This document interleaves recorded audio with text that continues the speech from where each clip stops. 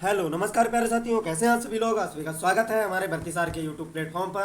तो जैसा कि आप लोगों को पता ही है, हमारी RPF constable and UP constable exam को टारगेट करते हुए हम लोगों ने जीके जीएस की बेहतरीन प्रैक्टिस सेट सीरीज डिज़ाइन की है। तो उसी का आज प्रैक्टिस सेट नंबर 6 है। जिन लोगों ने हमारे प्रीवियस लेक्चर नहीं देखे हैं वो हमारे प्लेलिस्ट को फॉलो कर सकते हैं। तो चलिए आज के एक बेहतरीन प्रैक्टिस सेशन को स्टार्ट करते हैं बिना किसी देरी। तो आज का क्वेश्चन नंबर 1, निम्नलिखित में से कौन संवेदी न्यूरॉन से मोटर न्यूरॉन को आवेश इम्पल्स प्रसारित करता है। मतलब जो संवेदी न्यूरॉन्स होते हैं उससे मोटर न्यूरॉन्स को कौन सा इम्पल्स यानी प्रसारित करता है। तो ये होता है inter neurons. Option number B इसका राइट आंसर हो जाएगा। ठीक है, इंटर न्यूरॉन्स होते हैं।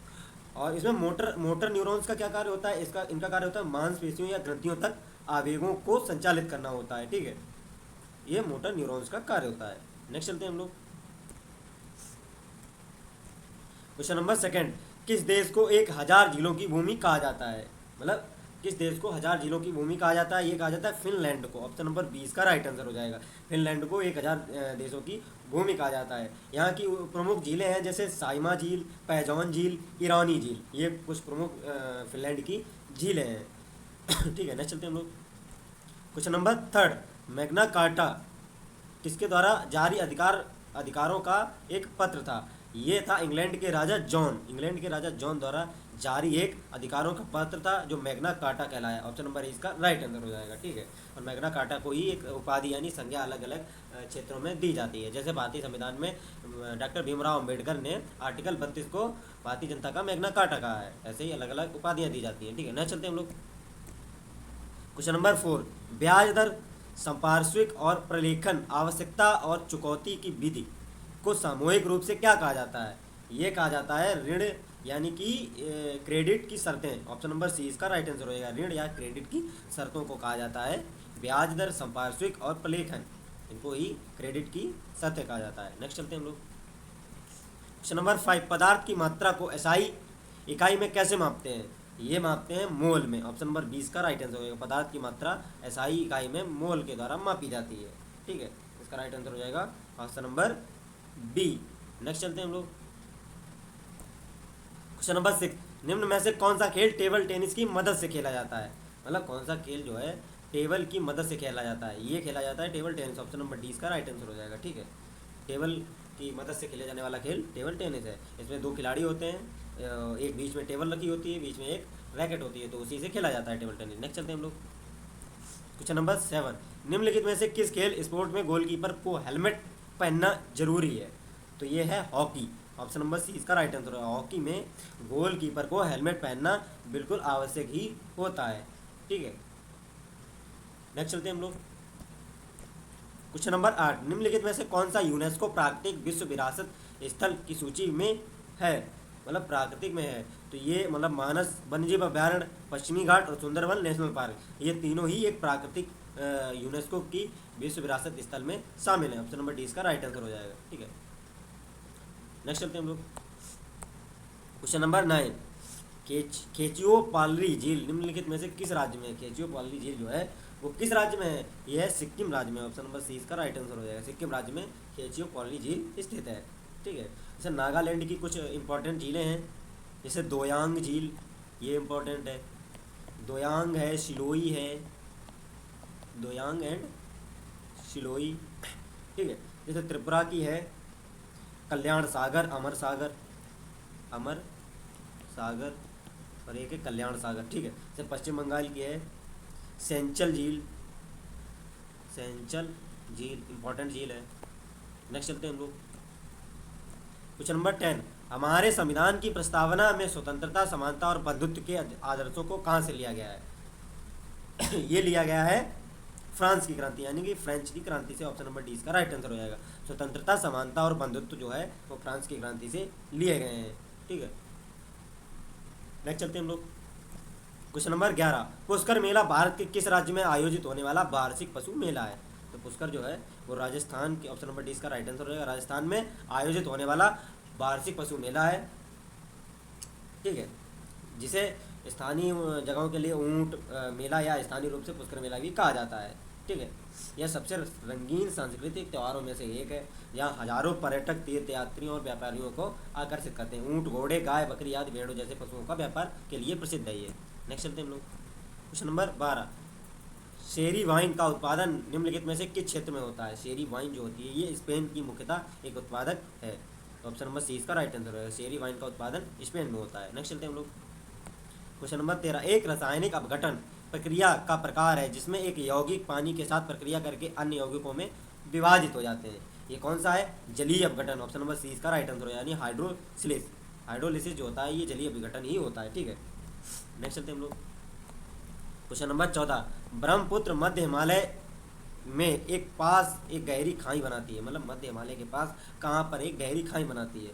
तो ये जो है नंगा पर्वत के पास ही। ऑप्शन नंबर 20 का राइट आंसर हो जाएगा। ब्रह्मपुत्र नदी जो है वहाँ पर एक गहरी खाई बनाती है। ठीक है, नेक्स्ट चलते हैं हम लोग। क्वेश्चन नंबर 15, क्रिकेट मैच शुरू करने के लिए प्रत्येक टीम के पास कितने खिलाड़ियों के अतिरिक्त खिलाड़ी होने चाहिए? मतलब जो क्रिकेट खेल में शामिल प्रतिभागियों की कुल संख्या कितनी होती है? तो ये होती है 11। ऑप्शन नंबर सी इसका राइट आंसर हो जाएगा। ठीक है, क्रिकेट खेल में 11 खिलाड़ियों की आवश्यकता पड़ती है। ठीक है, तो क्रिकेट खेल को कौन इंटरनेशनल कंडक्ट करता है? ICC. ICC international cricket council. इसका मुख्यालय है दुबई में और इसके वर्तमान जो अध्यक्ष हैं ग्रेग वर्कले हैं। ग्रेग वर्कले यही इंटरनेशनल प्रतियोगिताएं आयोजित कराता है, जैसे T20 वर्ल्ड कप हुआ, वनडे वर्ल्ड कप हुआ या टेस्ट सीरीजें हुई। तो यही एक शीर्ष संस्था है क्रिकेट में। ठीक है, जैसे भारत की क्या है? BCCI। नेक्स्ट चलते हैं हम लोग। क्वेश्चन नंबर 16, भारत की वन नीति में देश के निम्नलिखित क्षेत्रफल अनुपातों में से किस अनुपातों में जंगल के होने का लक्ष्य रखा गया है? तो ये होने चाहिए 33%। ऑप्शन नंबर सी इसका राइट आंसर हो जाएगा। ठीक है, नेक्स्ट चलते हैं हम लोग। क्वेश्चन नंबर 17, निम्नलिखित में से राजा राममोहन राय को कौन सी पुस्तक, राजा राममोहन राय के द्वारा कौन सी पुस्तक लिखी गई? तो ये है gift to monotheist. Option number C इसका राइट आंसर हो जाएगा। ये राजा राममोहन राय द्वारा लिखित एक पुस्तक थी। ठीक है, गिफ्ट टू मोनोथिस्ट। नेक्स्ट चलते हैं हम लोग। क्वेश्चन नंबर 18, 1877 में वायसराय लिटन ने भारत की महारानी के रूप में किसे प्रतिष्ठित करने के लिए एक दरबार आयोजित किया था? ये महारानी विक्टोरिया को एक मतलब उनका क्या नाम, उनको खुश करने के लिए 1877 में वायसराय लिटन ने एक दरबार लगाया था, जिसको 1877 का दरबार कहा जाता है, दिल्ली दरबार। ठीक है, नेक्स्ट चलते हैं हम लोग। क्वेश्चन नंबर 19, भारतीय राष्ट्रीय कांग्रेस की अध्यक्ष पहली भारतीय महिला कौन है? तो ये जो है option number A Sarojini Naidu. जो पहली भारतीय महिला है सरोजिनी नायडू, जिन्होंने 1925 के कानपुर अधिवेशन की अध्यक्षता की थी। कानपुर अधिवेशन की अध्यक्षता की थी। लेकिन पहली महिला कौन है? वो है एनी बेसेंट। मतलब पहली महिला एनी बेसेंट है जिन्होंने लखनऊ अधिवेशन की अध्यक्षता की थी 1916 में। लेकिन पहली भारतीय महिला वो है सरोजिनी नायडू। ये बात ध्यान रखनी है। ठीक है, नेक्स्ट चलते हैं हम लोग। क्वेश्चन नंबर 20, किसी चालक के इकाई क्षेत्र में सीमित आवेश को निम्नलिखित में क्या कहा जाता है? ये कहा जाता है सतह जांच घनत्व। ऑप्शन नंबर ए इसका राइट आंसर हो जाएगा। ठीक है, नेक्स्ट चलते हैं हम लोग। क्वेश्चन नंबर 21, श्रीरंगपट्टनम में हुए चौथे एंग्लो मैसूर युद्ध में किसकी हत्या हुई थी? ये हुई थी Tipu Sultan. Option number D इसका राइट आंसर हो जाएगा। टीपू सुल्तान की 1799 में हुए चौथे आंग्ल मैसूर युद्ध में ही टीपू सुल्तान की मृत्यु हो गई थी। ठीक है, और इसको और टीपू सुल्तान की मृत्यु के बाद अंग्रेजों ने मैसूर पर अधिकार कर लिया था। ठीक है, नेक्स्ट चलते हैं हम लोग। क्वेश्चन नंबर 22, श्रीरंगपट्टनम, ये क्वेश्चन रिपीट हो गया है, देख सकते हैं हम लोग। क्वेश्चन नंबर 23, भारतीय इतिहास में किसे बादशाह खान कहा जाता है? मतलब भारतीय इतिहास में किसे बादशाह खान कहा जाता है? ये कहा जाता है खान अब्दुल गफ्फार खान को। ऑप्शन नंबर ए इसका राइट आंसर हो जाएगा। ठीक है, नेक्स्ट चलते हैं हम लोग। क्वेश्चन नंबर 24, भारत में पहला भाषाई राज्य कौन सा था? भारत का पहला भाषाई राज्य किसको बनाया गया था? ये बनाया गया था आंध्र प्रदेश को। ऑप्शन नंबर ए इसका राइट आंसर हो जाएगा। आंध्र प्रदेश जो है भारत का पहला भाषाई राज्य बना था। यह 1953 में भाषाई आधार पर गठित होने वाला भारत का पहला राज्य है, 1953 में। ठीक है, राज्य की मांग मुख्यतः तेलुगु भाषी लोगों द्वारा भाषाई के आधार पर की गई थी। ठीक है, और इसमें सबसे महत्वपूर्ण किसने भूमिका निभाई गई थी? पोट्टी श्री रामालू, जो कि 56 दिन के अनशन पर थे और इनकी मृत्यु होने के बाद भारत सरकार को मजबूरन ये भाषाई राज्य पर अधिकार देने का निर्णय लेना पड़ा था। ठीक है, नेक्स्ट चलते हैं हम लोग।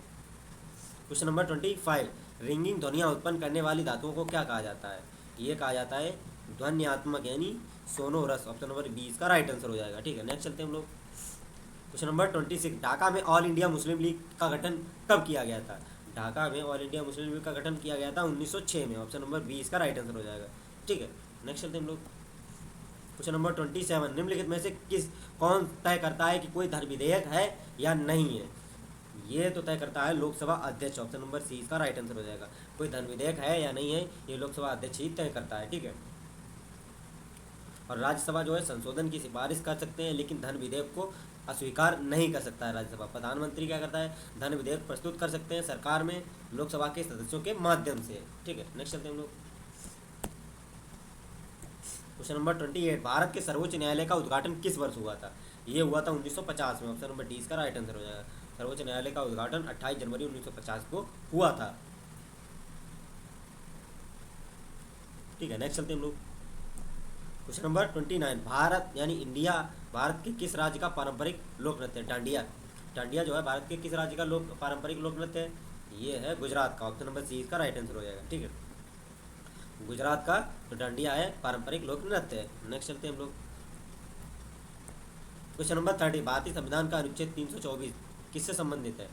अनुच्छेद 324 जो है वो स्वतंत्र चुनाव आयोग से यानी इलेक्शन कमीशन से ये संबंधित है। और इलेक्शन कमीशन में 3 सदस्यीय बेंच होती है, जिसमें सबसे ऊपर होता है मुख्य निर्वाचन आयुक्त और 2 होते हैं अन्य निर्वाचन आयुक्त, जो कि वर्तमान में राजीव कुमार जी हैं मुख्य निर्वाचन आयुक्त, जो कि वर्तमान में 2024 लोकसभा चुनाव चल रहे हैं। राजीव कुमार जी ही इसकी अध्यक्षता कर रहे हैं, ये बात ध्यान रखनी है, ठीक है। और 2 अन्य चुनाव आयुक्त भी होते हैं, ठीक है। नेक्स्ट चलते हैं हम लोग। क्वेश्चन नंबर 31, अंत्योदय अन्न योजना किस वर्ष शुरू की गई थी? अंत्योदय अन्न योजना जो है वो 2000 में शुरू की गई थी। ऑप्शन नंबर ए इसका राइट आंसर हो जाएगा, ठीक है। नेक्स्ट चलते हैं हम लोग। क्वेश्चन नंबर 32, निम्नलिखित में से कौन सा राज्य कभी कभी मानसून फेज की वापसी के दौरान बाढ़ का सामना करता है? मतलब जो मानसून जो कभी कभी जो है मानसून की वापसी यानी मानसून लौटते समय बाढ़ का सामना करता है, ये करता है तमिलनाडु। ऑप्शन नंबर सी इसका राइट आंसर होगा। तमिलनाडु ही ऐसा भारत का राज्य है जो लौटते हुए मानसून के साथ ही तमिलनाडु में वर्षा होती है, ठीक है। और क्योंकि शुरुआती मानसून में केरल के समीप ही वृष्टि छाया केंद्र में पड़ने के कारण तमिलनाडु में बारिश बिल्कुल नहीं होती है, जबकि केरल में बारिश हो जाती है। वो सीधे उत्तर भारत के लिए ये मानसून निकल जाता है, जिसमें वृष्टि छाया के अंतर्गत तमिलनाडु बिल्कुल सूखा रह जाता है। इस वजह से लौटते हुए मानसून से तमिलनाडु में वर्षा होती है, वहाँ बाढ़ देखने को मिलती है, ठीक है। नेक्स्ट चलते हम लोग। क्वेश्चन नंबर 33, निम्नलिखित में से किस उपकरण का उपयोग यह पता करने के लिए किया जाता है कोई द्रव्यमान चार्ज हुआ है या नहीं? ये जो है इलेक्ट्रो पावर जो होता है यह इसी का उपकरण का काम होता है कि कोई उपकरण चार्ज हुआ है या नहीं। ऑप्शन नंबर डी यानी कि विद्युत दर्शी। ऑप्शन नंबर डी इसका राइट आंसर हो जाएगा, ठीक है। नेक्स्ट चलते हैं हम लोग। क्वेश्चन नंबर 34, सूक्ष्म जीव पैदा करने वाली बीमारी को क्या कहा जाता है? जो सूक्ष्म जीव होते हैं उनको पैदा करने वाली बीमारी को कहते हैं रोगाणु। ऑप्शन नंबर सी इसका राइट आंसर हो जाएगा, ठीक है। रोगजनक यानी रोगाणु कहा जाता है, ठीक है। और जीवाणु जैसे Salmonella, E coli, virus influenza होते हैं, HIV होते हैं, कवक जैसे एस्परगिलस होते हैं, कैंडिडा, प्रोटोजोआ, प्लाज्मोडियम, मलेरिया, जार्जीडिया, ये कुछ होते हैं एग्जाम्पल। नेक्स्ट चलते हैं हम लोग। क्वेश्चन नंबर 35, कृषि में नाइट्रोजन को स्थिर करके मिट्टी की उर्वरता बढ़ाने के लिए किसका उपयोग किया जाता है? ये किया जाता है सूक्ष्म जीवों का। ऑप्शन नंबर सी इसका राइट आंसर हो जाएगा, ठीक है। सूक्ष्म जीवों का उपयोग किया जाता है। नेक्स्ट चलते हैं हम लोग। Question number 36, federation international de nations aquatics FINA किसे संबंधित है? ये जो संबंधित है ये तैरना यानी कि ऑप्शन नंबर बी तैराकी से संबंधित है, जो कि इंटरनेशनल एक संस्था है, तैराकी से संबंधित खिलाड़ियों को गाइड करती है, ठीक है। और उनका गेम्स डिसाइड करती है, मैच, ठीक है। नेक्स्ट चलते हैं हम लोग। क्वेश्चन नंबर 37, निम्नलिखित में से कौन सा क्षेत्र निर्मित वस्तुओं का उत्पादन करता है? मतलब निर्मित वस्तुओं का उत्पादन कौन सा क्षेत्र करता है? ये करता है द्वितीयक यानी माध्यमिक क्षेत्र, सेकेंडरी सेक्टर जो है ऑप्शन नंबर इसका राइट आंसर हो जाएगा। ये निर्मित वस्तुओं का उत्पादन करता है। जैसे प्राथमिक में एग्रीकल्चर आ जाता है, पशुपालन आ जाता है, डेयरी वाली आ जाती है, ये चीज़ें आ जाती हैं। द्वितीयक में क्या होता है? निर्मित वस्तुओं का उत्पादन किया जाता है। तृतीयक में एक्सपोर्टिंग यानी आयात निर्यात किया जाता है, ठीक है। नेक्स्ट चलते हैं हम लोग। क्वेश्चन नंबर 38, निम्नलिखित में से कौन से बौद्ध धर्म के किस स्कूल को स्कूल ऑफ एल्डर मॉक्स वरिष्ठ योद्धा भिक्षुकों का स्कूल के नाम से जाना जाता था? तो ये जो है थेरवाद। ऑप्शन नंबर सी इसका राइट आंसर हो जाएगा। थेरवाद को ही इस नाम से जाना जाता था, ठीक है। नेक्स्ट चलते हैं हम लोग। क्वेश्चन नंबर 39, भारतीय समाजवाद का मिश्रण किसे कहते हैं? ये कहते हैं मार्क्सवाद और गांधीवाद को। ऑप्शन नंबर सी इसका राइट आंसर होगा। भारतीय समाजवाद मिश्रण किस प्रकार का है? मार्क्सवादी भी है और गांधीवादी भी है, ठीक है। इस प्रकार का भारतीय समाजवाद है, ये बात ध्यान रखनी है। नेक्स्ट चलते हैं हम लोग। क्वेश्चन नंबर 18, वर्ष मतलब किस वर्ष के दौरान भूमि के एक टुकड़े पर एक से अधिक फसल उगाने की प्रक्रिया को कहा जाता है? एक वर्ष में एक भूमि के टुकड़े के ऊपर एक से अधिक मतलब फसल उगाने की प्रक्रिया को क्या कहा जाता है? ये कहा जाता है बहुफसल यानी कि एकाधिक बहुफसल। ऑप्शन नंबर सी इसका राइट आंसर हो जाएगा, ठीक है। नेक्स्ट चलते हैं हम लोग। क्वेश्चन नंबर 41, निम्नलिखित में से कौन सा राज्य जोन 1 अत्यधिक सूखा प्रवण क्षेत्र के अंतर्गत आता है? ये आता है Rajasthan. Option number C D इसका राइट आंसर हो जाएगा। ठीक है, राजस्थान जो है जोन 1 अत्यधिक सूखा प्रवण क्षेत्र के अंतर्गत आता है। नेक्स्ट चलते हैं हम लोग। क्वेश्चन नंबर 42, निम्नलिखित में से कौन सा दुनिया का सर्वाधिक उत्तरी राजधानी शहर है? मतलब सबसे उत्तरी राजधानी शहर कौन सा है? ये है option number C Reykjavik. Reykjavik जो है ये आइसलैंड की राजधानी है। रेकजाविक आइसलैंड, ठीक है, ये सबसे उत्तरी राजधानी शहर है, ये बात ध्यान रखनी है। ठीक है, जैसे कोपेनहेगन किसकी राजधानी है? ये डेनमार्क की है, डेनमार्क। स्टॉकहोम किसकी राजधानी है? ये स्वीडन की है, स्वीडन। ठीक है, ओस्लो जो है वो नॉर्वे की राजधानी है। ठीक है, रेकजाविक ये न्यूजीलैंड की है, ये बात ध्यान रखनी है। नेक्स्ट चलते हैं हम लोग। क्वेश्चन नंबर 43, निम्नलिखित में से कौन भारतीय गणराज्य का प्रमुख है? भारतीय गणराज्य का प्रमुख होता है राष्ट्रपति। ऑप्शन नंबर डी इसका राइट आंसर हो जाएगा। ठीक है, नेक्स्ट चलते हैं हम लोग। क्वेश्चन नंबर 44, राज्य पुनर्गठन अधिनियम को लागू कब किया गया था? राज्य पुनर्गठन अधिनियम जो है वो कब लागू किया गया था? ये किया गया था 1956 को। ऑप्शन नंबर डी इसका राइट आंसर हो जाएगा। ठीक है, राज्य पुनर्गठन अधिनियम भाषाई आधारों पर राज्य का निर्माण हुआ। यह भारत के राज्यों और क्षेत्रों की सीमाओं का एक बड़ा सुधार था, जिसमें उन्हें भाषाई आधार पर व्यवस्थित किया गया था। इस अधिनियम से पहले भारत में राज्य ऐतिहासिक या भौगोलिक आधार पर संगठित थे। देश की भाषाई विविधता को प्रतिबिंबित करने के लिए राज्य पुनर्गठन की मांग इस अधिनियम के पीछे एक प्रमुख शक्ति थी। इसके परिणाम स्वरूप नए राज्यों का निर्माण हुआ और राज्य सीमा पुनर्गठन हुआ। ठीक है, जो कि 1956 में लागू हुई थी। नेक्स्ट चलते हैं हम लोग। और जिसमें पहला जो भाषाई आधार पर बना था वो आंध्र प्रदेश बना था। नेक्स्ट चलते हैं हम लोग। क्वेश्चन नंबर 45, जब एक प्रतिक्रिया अन्य प्रतिक्रिया की दर को प्रभावित करती है जो कि सामान्य परिस्थितियों में नहीं है, तो इस घटना को क्या नाम दिया जाता है? इस घटना को नाम दिया जाता है प्रेषित उत्प्रेरण। ऑप्शन नंबर सी इसका राइट आंसर हो जाएगा। नेक्स्ट चलते हैं हम लोग।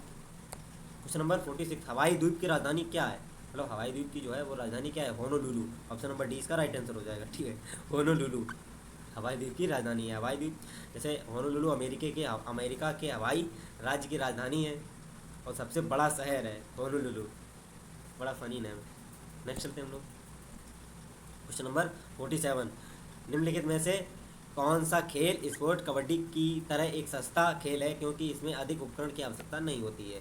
ये है kho kho. Option number C इसका राइट आंसर हो जाएगा। ठीक है, खो खो में ज़्यादा उपकरण की आवश्यकता नहीं होती है। ठीक है, नेक्स्ट चलते हैं हम लोग। क्वेश्चन नंबर 48, निम्नलिखित में से कौन सा, ये रिपीट हो गया फिर से question. Question number 49, net domestic product यानी कि एनडीपी क्या बताता है? एनडीपी के बारे में क्या है? ये जो है ऑप्शन नंबर डी यानी जीडीपी माइनस मूल्य और डेप्रिसिएशन को जीडीपी से घटाकर नेट डोमेस्टिक प्रोडक्ट निकलता है। ऑप्शन नंबर डी इसका राइट आंसर हो जाएगा। ठीक है, नेक्स्ट चलते हैं हम लोग। क्वेश्चन नंबर 50 एंड आज का लास्ट क्वेश्चन। एरोबिक्स शब्द निम्नलिखित में से किस खेल स्पोर्ट से संबंधित है? एरोबिक्स जो शब्द होता है ये जिम्नास्टिक। ऑप्शन नंबर 20 का राइट आंसर होगा। ये जिम्नास्टिक से संबंधित एरोबिक्स खेल है। ठीक है, तो चलिए सेशन को आज यहीं पे समाप्त करते हैं। अगर सेशन अच्छा लगा हो तो लाइक एंड कमेंट करके जरूर बताना। चैनल को ज़्यादा से ज़्यादा सब्सक्राइब करें। ठीक है, तो मिलते हैं बेहतरीन एक नेक्स्ट क्लास के साथ। तब तक जय हिंद, जय भारत।